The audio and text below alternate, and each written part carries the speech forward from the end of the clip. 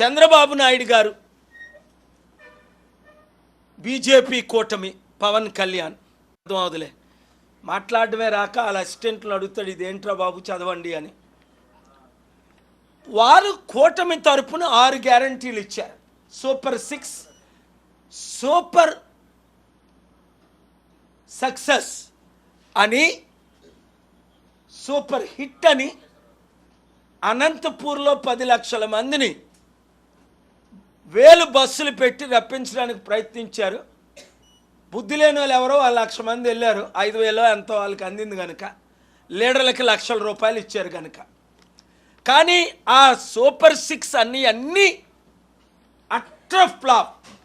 1 by 1 రుజువులతో చెప్తాను. మొదటిది తల్లికి వందనం. గుర్తుందా? ఒక ఎమ్మెల్యే సైకిల్ మీద తిరిగి పూసరేకలు తిండమ్మా, మీకు 15,000, మీకు 15,000, మీకు 15,000, మీకు 15,000, 60,000 ఇంటికి మాట ఇచ్చేవాడు. వచ్చేస్తుంది జూన్లో చంద్రబాబు నాయుడు గారు ముఖ్యమంత్రి అయిపోతారు, మీరు వెంటనే పూసరేకలు పట్టుకొని వచ్చాను మా ఇంటికి అన్నారు. ఇప్పుడు తంతారని ఆయన అడ్రస్ ఎక్కడుందో ఇల్లు కూడా మారిపోయాడట. 2 స్త్రీ శక్తి, అందరికీ ఉచిత బస్సు అని ఇప్పుడే పెద్ద బోర్డులు చూస్తున్నాను. మొన్న అసెంబ్లీలో వాళ్ళ ఎమ్మెల్యే, లేడీ ఎమ్మెల్యే పేరు తీసుకోను, మేము బస్సు ఫ్రీగా పెడతాము రాష్ట్రం అంతా అని ఎక్కడా అనలేదు. ఊర్లో బస్సు ఇస్తామని ఈ మధ్యన స్టార్ట్ చేశారు. ఇలాంటి అబద్ధాలు అసెంబ్లీ సాక్షిగా, వెంకటేశ్వర స్వామి సాక్షిగా వాళ్ళు పలికినవన్నీ ఆ మోదీ గారు కూడా అన్నారు ప్రత్యేక హోదా ఇస్తానని. 2014లో చంద్రబాబు నాయుడు గారు పవన్ కళ్యాణ్ డప్పు కొట్టారు. దేవుడి సాక్షిగా అన్నారు. వాళ్ళకి దేవుడే లేడు కనుక ఆ బస్సులు ఫ్రీగా రాష్ట్రంలో ఉన్న మహిళలు 8% లోకల్ వారికే ఇప్పటికీ, అది కూడా ఈ మధ్యన చేరుతుంది. 3 దీపం, 3 సిలిండర్లు. గుర్తుందా లేడీస్ అందరూ? మీరు వెళ్ళి ఓట్లు గుద్దేశారు. ఇంటికి 3 సిలిండర్లు వచ్చేస్తే లాస్ట్ ఇయర్ వచ్చాయా? ఇప్పుడు మొదలుపెట్టారు. కొంతమందికి అందుతున్నాయి. అది కూడా 1, 2, 3 అన్నది మీకే తెలుసు. 4 ఆనందిత సుఖీభవ, 20,000 రూపాయలు ప్రతి రైతుకిని. 65% రైతులు ఉన్నారు ఆంధ్రప్రదేశ్లో. అంటే 6 కోట్ల జనాభాలో దాదాపు 4 కోట్ల మంది రైతు కుటుంబాలు ఉన్నాయి. ఎవరికైనా ఒక్కరికైనా నాకు 20,000 వచ్చాయని చెప్పమనండి. ఈ 4 కోట్లలో కొంతమందికి ఈ మధ్యని 5,000 రూపాయలు ఇచ్చారు. 5 మంత్లీ అలవెన్స్, 19 సంవత్సరాల వయసు నుండి 59 వరకు మహిళలకు అందరికీ 1,500 ఇస్తామన్నారు. మహిళలు ఎంతమంది? చిన్నపిల్లలు కాకుండా 2 కోట్ల మంది మహిళలు ఉన్నారు ఆంధ్రప్రదేశ్లో. 2,000 మందికైనా ఈ 15 నెలల్లో 1,500 రూపాయలు ఇచ్చినట్టు శ్వేతపత్రం రిలీజ్ చేయమనండి. ఇవ్వలేదు కనుక వారు చేయలేరు.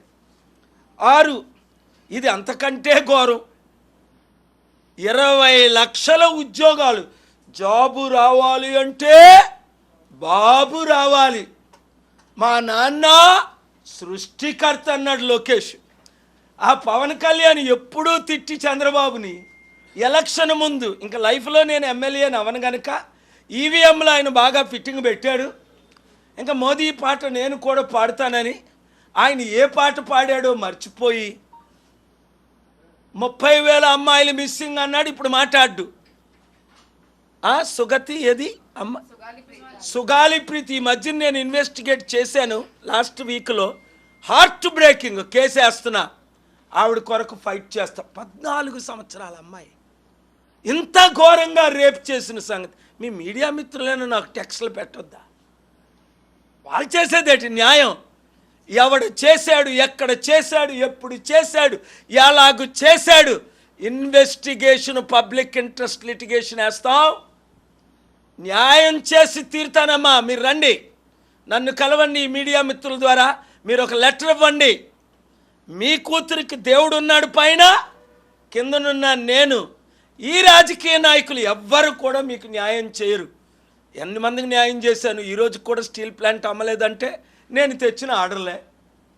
ఈరోజు కూడా బెట్టింగ్ యాప్లు లేకుండా ఈ దేశంలో అదానీ అంబానీలు బెట్టింగ్ యాప్లు ముయించానంటే 45 కోట్లు నేను సుప్రీంకోర్టులో గత నెల తెచ్చిన ఆర్డర్లే. కామారెడ్డి రైతులకి ఈరోజు భూములు తిరిగి 10,000 కోట్లు పంచేసామంటే నేను తెచ్చిన ఆర్డర్లే.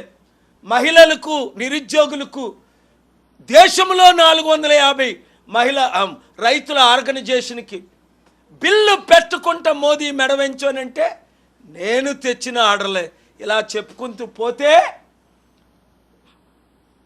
ఒకటి కాదు, ప్రతి విషయంలో నేను ముందున్నాను. అందుకనే ఈ మీడియా ఓనర్స్ ఎవరైతే వాళ్ళ మాటలు వింటున్నారో లైవ్లు ఇవ్వకండ్రా అని ₹1 100 కోట్లు ఆఫర్ లైవ్లు ఇస్తున్నారు కరేజియస్గా కొంతమంది. వారిని ఎప్పుడూ దేవుడు దీవిస్తాడు.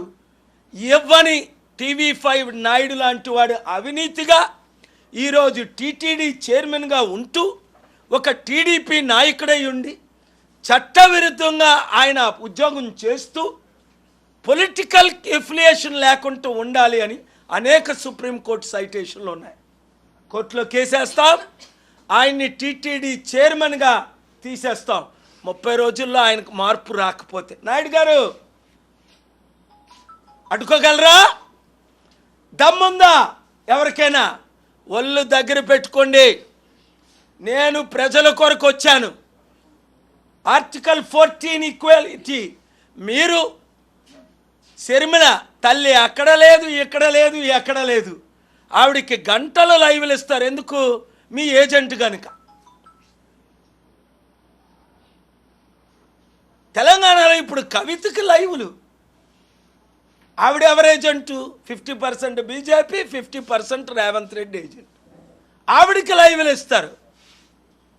నాకెవరు? ఎందుకు? న్యాయం చేస్తున్నాను కాబట్టి, మీకు కాంప్రమైజ్ అవ్వను కాబట్టి, మీతో యుద్ధం ఆపను కాబట్టి. అయితే నాతో ప్రభు ఉన్నాడు, దేవుడు ఉన్నాడు, సత్యం ఉంది, కోర్టులు ఉన్నాయి, ప్రజలున్నారు, రైతులు, నిరుద్యోగులు ఉన్నారు. ఏదో ఒక బిజినెస్ కంటిన్యూ అవ్వాలి కదా. ఇది మోస్ట్ ప్రాఫిటబుల్ బిజినెస్ రాజకీయాలు అన్నది. ఆ తర్వాతే మెడికల్, ఎడ్యుకేషను, శాండ్ మాఫియా, ఈ బెట్టింగ్ యాప్లు, ఇవన్నీ. ఫస్ట్ బెనిఫిషియల్ బిజినెస్ ఏంటంటే రూపాయలు లేనోడు ఇవాళ 1,00,000 కోట్ల ఆస్తిపరుడు. ముఖ్యమంత్రులు ఏ డబ్బులు లేనోడు 5-10 లక్షల కోట్లు ఆస్తిపరులు మంత్రుల లెవెల్లో ఉన్నవారు. ఇవన్నీ రుజువులతో నేను పెట్టాను కదా. రాజకీయం అంటేనే బిజినెస్. ఇప్పుడున్న ప్రతి రాజకీయ నాయకుడు మీరు ఇన్వెస్టిగేట్ చేయండి. ఇప్పుడు దేశంలో అందరికంటే ధనవంతుడైన ముఖ్యమంత్రి చంద్రబాబు నాయుడు గారు. అతి పేద ముఖ్యమంత్రి 15 కోట్ల ఆస్తి ఉన్నది మమతా బెనర్జీ. అతి పేదావిడికే 15 కోట్ల ఆస్తి, వైట్ మనీ. మరి ఎంత ఉందో ఆ మనీ, ఈ money, green money, yellow money, blue money, black money మనకు తెలియదు. చంద్రబాబు నాయుడు గారు తన స్వయంగా నోట్తోనే చెప్పారు నా ఆస్తి 1,00,000 కోట్లని. ఆ వీడియో మీరు చూసే ఉంటారు. ఆయన చెప్పింది. అంటే ఆయన 1,00,000 కోట్లు అన్నారంటే అసలు ఆస్తి అయింది ఎంతో పైన దేవుడికి తెలుసు, అక్కడ మోదీ గారికి తెలుసు, సిబిఐ వాళ్ళకి తెలుసు, ఆఫీసర్స్కి తెలుసు, కొంత నాకు తెలుసు. అంటే 1,00,000 కోట్ల కంటే చాలా ఎక్కువని.